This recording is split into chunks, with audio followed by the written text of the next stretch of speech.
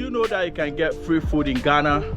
It's like America's food stamp, you know what I'm saying? So you can just go with your Ghana card and get any food you like, the wache, the banku, the fufu, the all type of food that you want. But you know one thing, I'm just worried about something.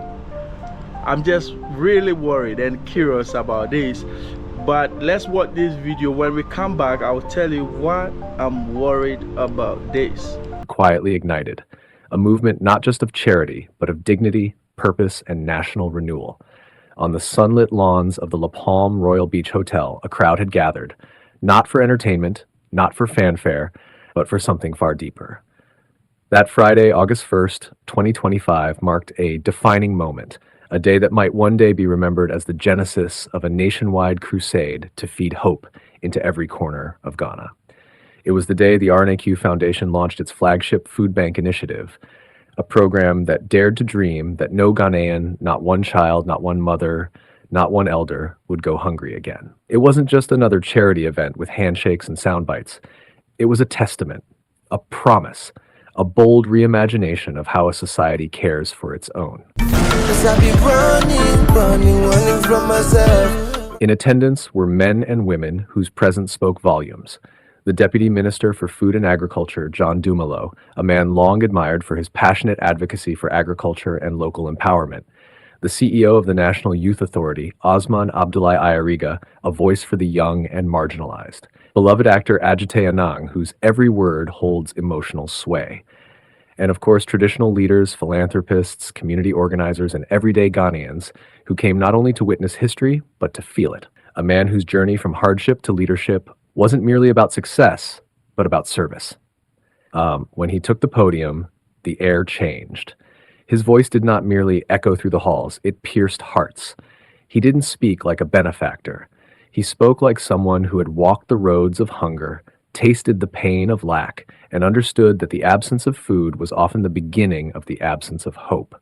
I stand before you as a man who remembers what it feels like to be hungry, he said. Not just for food, but for dignity, for recognition, for the basic acknowledgement of one's humanity. Hunger really feels like, you will be happy for this initiative.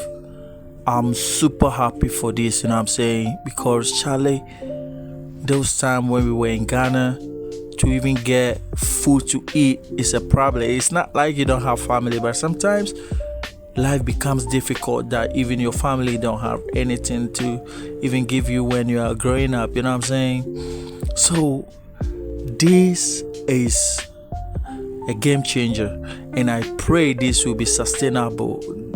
Do you think this will be sustainable? Do you think this will be in a long term so that people can feed on this for a long time? I pray. See, one thing that I'm worried about this man, what he's doing is top notch, but there are some bad nuts in the game. There are some bad people who just try to paint him black, you know what I'm saying? Some people would not like to see this succeed. Some people would love to see it fail. Not everyone has like this kind of mindset that we all have, like we want good for everyone, but not everyone is happy for this, you know what I'm saying? He has to tighten his security. He has to tighten his security, because if he don't do that, the bad ones will try and give him problem. And you know, Ghanaians, they like talking. Some people like talking. They will just say, hey, he want to use the people for rituals or something. So he must tighten the security and make sure everything is in place. Not everyone love you, man. Even after he celebrated his birthday, you saw what happened. You saw how people were talking about him. Hunger kills more than bodies. It kills dreams. He reminded everyone that over 3.6 million students in Ghana, about 11.7% of the population, struggle with consistent access to food. In the northern districts, that number can skyrocket, with risk levels crossing 30%. These weren't just statistics.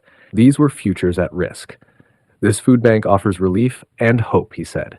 it will touch generations. And in his call for cross-sector collaboration, he issued a challenge to Ghana to think beyond charity, to look at how urban farming, modern storage, and smart agriculture could transform temporary solutions into lasting change. Because feeding people today was good, but ensuring they can feed themselves tomorrow was transformational. Then came John Dumelo, Deputy Minister for Food and Agriculture, whose voice echoed the heartbeat of the Feed Ghana initiative. His admiration for the RNAQ Foundation was clear. He called Richard Nii Quaye a man who was using his wealth not to glorify himself, but to uplift others. And in doing so, he was supporting the country's broader goal, feeding the people, feeding the industries, and then exporting to the world. Dumelo's speech was more than policy talk. It was deeply personal. He saw in the Food Bank Project not just a program, but a mirror of what Ghana could become. A self-sufficient nation, a place where food security wasn't a political slogan, but a lived reality. And with a smile and a touch of humor, he added, "I'll make sure that every morning I'll take my Ghana card to the food bank so I can also enjoy a hot, fresh meal." The crowd laughed, but the message was clear. This food bank belonged to everyone. What set this initiative apart wasn't just its scale or ambition, it was its humanity. At the Korlegano Hub, guests and journalists got a first-hand look at how it all worked. Organized, efficient, clean, respectful, meals were served in an orderly fashion. Volunteers worked with compassion. Recipients were treated like guests, not beggars. There was no shame here, only pride.